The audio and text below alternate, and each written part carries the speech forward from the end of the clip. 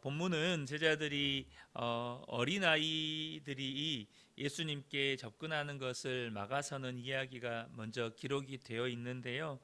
이는 우리가 어제 새벽에 나누었던 앞단락에서 이 바리새인과 세리의 기도의 비유를 통해서 자기를 낮추는 자와 자기를 낮추는 자는 높아질 것이다라는 그 메시지와 연결되는 내용입니다. 예수님은 하나님의 나라가 이런 어린아이들과 같은 자들의 것이라고 말씀하시면서 이 아이들을 환대하시죠. 이후에는 어떤 부자가 예수님께 영생 얻는 법을 묻자 예수님께서 이 부자에게 계명 순종을 말씀하십니다. 그는 자신 있게 어려서부터 자신이 이 계명을 잘 지켜왔다고 대답하지만 예수님은 그에게 그의 모든 소유를 팔아서 가난한 자에게 나눠주고 예수님을 따르라고 말씀하시자 그는 재물에 대한 미련을 버리지 못하고 심히 근심했다고 기록하고 있습니다. 먼저 제자들이 어린아이들을 예수님께 오는 것을 막았던 이야기를 좀 나누면 예수님이 이 어린아이들을 환대하시죠.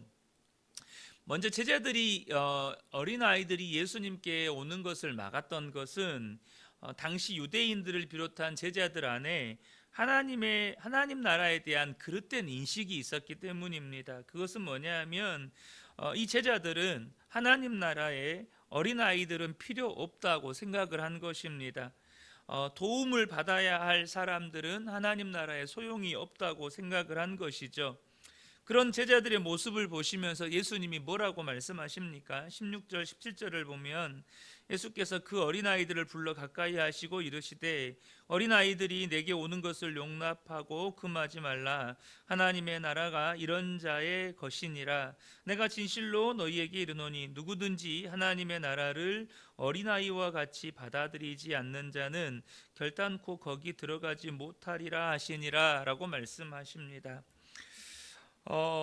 먼저 예수님이 뭐라고 말씀하시냐면 하나님의 나라는 어린아이 같은 자들의 것이라고 말씀하십니다. 그러면 여러분 어린아이 같은 자들은 어떤 특징을 가지고 있기 때문에 하나님 나라에 들어간다는 것입니까? 17절에 보면 어린아이들은 하나님의 나라를 어린아이와 같이 받아들이지 않는 자라는 이 표현 속에서 어린아이 같은 자들이 어떤 자들인지 우리가 짐작해 볼 수 있는 거죠. 어린아이들은 순수하게 하나님의 나라를 받아들인다는 것입니다. 그러면 순수하게 하나님의 나라를 받아들인다는 게 어떤 의미입니까? 여러분 어렸을 때 우리 아이들의 시선에 부모님이 어떤 존재인지 한번 보셔야 합니다. 여러분 어렸을 때 우리 아빠만큼 멋있고 위대한 사람이 없어 보이고 우리 엄마만큼 예쁜 사람이 없는 거예요. 세상에서 우리 집이 가장 좋고 우리 엄마가 만든 음식이 가장 맛있고 무엇보다 부모님을 전적으로 의지하게 되죠. 마찬가지로 여러분 어린아이들은 하나님의 나라가 가장 좋은 거예요. 하나님의 나라가 가장 좋고 그래서 하나님이 아니면 아무 소망이 없는 거예요. 이 세상 그 무엇과도 하나님을 바꿀 수가 없는 사람들, 무엇보다도 자신의 연약함과 자신이 죄인이라는 사실을 알고 전적으로 하나님을 구하고 하나님을 의지하는 사람들. 어제 세리의 기도에 대해서 잠깐 나누었을 때 세리는요 주여 나를 불쌍히 여겨주십시오 라는 이 기도가 하나님만을 구하는 기도였다고 말씀을 어제 잠깐 나누었습니다. 그렇게 어린아이들은 하나님의 나라와 그 무엇과도 바꿀 수가 없는 거예요. 하나님이 가장 좋고 하나님 나라가 가장 좋고 하나님만을 전적으로 의지하는 그렇게 하나님의 나라를 순수하게 받아들이는 사람들이 어린아이와 같은 사람들이라는 것입니다. 그런데 이와 대비되게 한 부자 간원이 등장을 합니다. 이 부자 간원이 예수님께 찾아와서 선한 선생님이여 내가 무엇을 하여야 영생을 얻겠습니까? 라고 질문을 합니다. 먼저 예수님은 이 질문에 계명을 지켜야 할 것을 말씀하십니다. 이 부자 관원은 자신 있게 자신이 어려서부터 이 계명들을 다 지켜왔다고 대답을 하죠. 그런데 예수님은 이 부자 간원의 대답에 한 가지가 부족하다고 말씀하십니다. 그래서 내게 있는 것을 다 팔아서 가난한 자에게 나눠주고 그리고 나서 예수님을 따르라고 말씀을 하십니다. 이에 누가는 이 장면을 그가 큰 부자이므로 예수님의 말씀을 듣고 심히 근심했다고 기록하고 있습니다. 여러분, 도대체 이 부자에게 부족한 것은 무엇입니까? 예수님이 한 가지가 부족하다고 말씀하시면서 예수님을 이 자신의 재물을 팔아서 가난한 자에게 나눠주고 예수님을 따르라고 말씀하셨잖아요. 예수님이 보실 때 이 부자에게 부족한 게 뭘까요? 당시 유대인들은 이 부라는 것, 부자가 되는 것, 이것을 하나님께 복을 받은 결과라고 인식을 했습니다. 그러니까 부자 이퀄 하나님께 복 받았다, 이렇게 인식을 했어요. 그러니까 부자 이퀄 믿음 좋다, 이렇게 인식을 한 거예요. 그러니까 부자인 것과 구원받은 것을 동일시했다는 것입니다. 그래서 예수님께서 계명을 지키라고 말씀하셨을 때 부자는 자신 있게 자신은 믿음이 좋고 어려서부터 이 계명을 다 지켜왔고 그래서 자기는 당연하게 영생 얻을 거라고 그렇게 믿고 살아왔다는 거예요. 그러나 그는 근본적으로 부족했습니다. 뭐가 부족했습니까? 하나님보다 돈을 더 사랑했고 하나님보다 돈을 더 의지했다는 것입니다. 이처럼 자신의 소유를 의지하는 마음으로는 아무리 외형적으로 율법을 잘 지켜도 하나님은 그것을 참된 순종으로 보지 않으신다는 것입니다.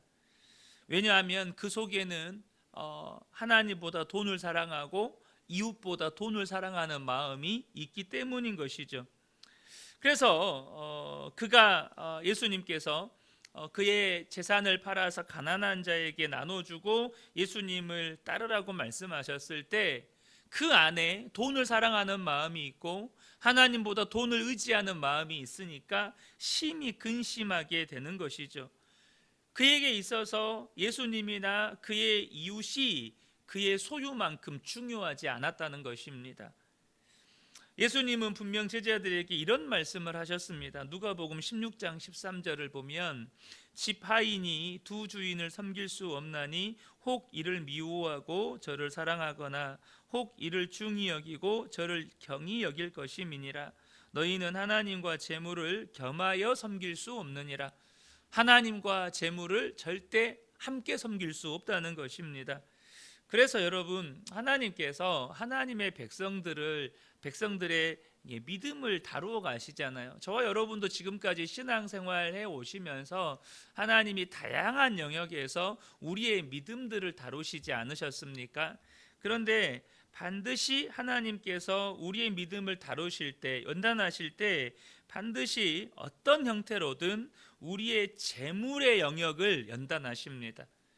재물의 영역에서 반드시 하나님 앞에 신앙 고백을 하도록, 반드시 그 재물을 하나님보다 우선되지 못하게 하시기 위해서 이 재물의 영역에서 우리의 믿음을 연단하신다는 거예요.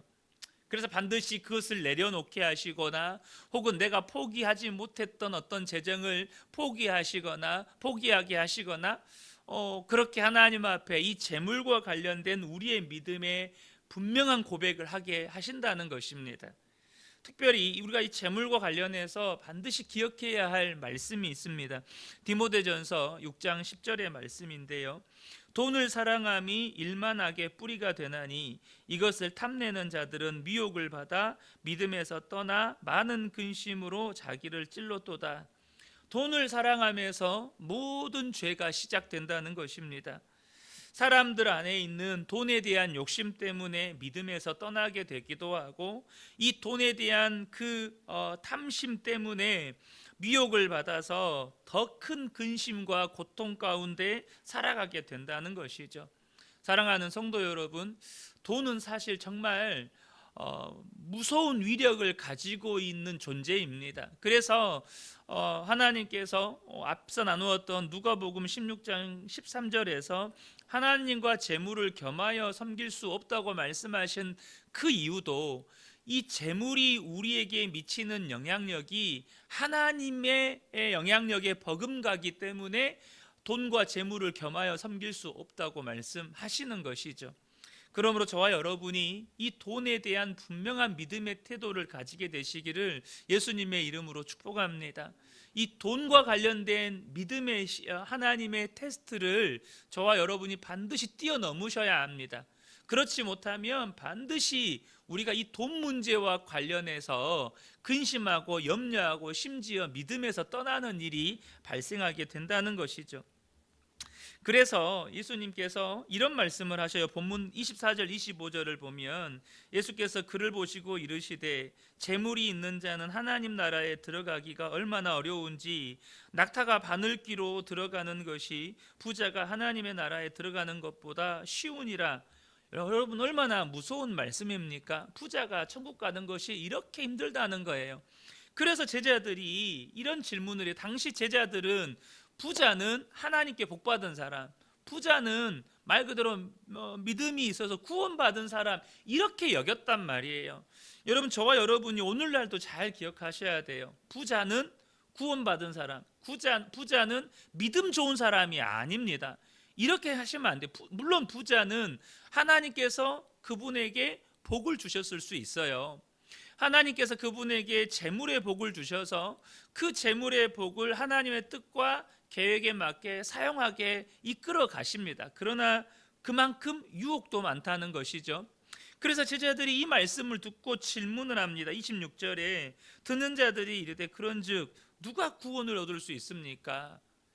아니, 그러면 부자가 구원 받을 수는 있습니까? 우리는 오늘날까지 부자는 하나님께 복받은 사람이고 믿음 좋아서 구원받은 사람이라고 생각을 했는데 누가 도대체 구원받을 수 있단 말입니까? 라고 질문할 때 27절에 이르시되 무릇 사람이 할 수 없는 것을 하나님은 하실 수 있느니라. 하나님이 하신다는 거예요. 그러므로 중요한 것은 내가 지금 얼마나 복을 받았느냐가 중요한 게 아니라 하나님과 어떤 관계에 있느냐가 중요하다는 것입니다. 내가 지금 하나님께 얼마나 많은 복을 받아서 얼마나 많은 돈을 가지고 있고 혹은 내가 세상에서 얼마나 영향력 있는 사람이 되었고 내가 얼마나 리더십이 있는 사람이 되었고 혹은 당장 목사로 비유한다면 내가 얼마나 큰 교회에 담임 목회를 하고 있느냐, 이게 중요한 게 아니고 하나님과 내가 지금 어떤 관계에 있느냐는 거예요.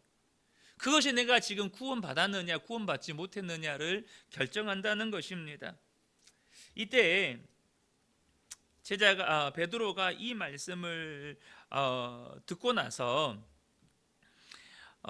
이런 말씀을 해요. 이런 이야기를 해요. 28절에 보면 베드로가 여짜오되 보옵소서 우리가 우리의 것을 다 버리고 주를 따랐나이다. 이렇게 예수님께 말씀을 합니다. 그러니까 예수님은 당시 자격 있다고 생각했던 부자는 하나님 나라에 들어가지 못한다고 하시고 가장 자격 없는 자라고 여겼던 어린아이들, 하나님 나라를 순수하게 받아들이고 하나님을 무엇과도 바꿀 수 없고 그리고 오직 하나님만을 전적으로 의지하는 어린아이들 같은 자들이 하나님 나라에 합당하다고 말씀하시면서 유대인들이 가지고 있었던 모든 기준을 다 뒤엎으십니다.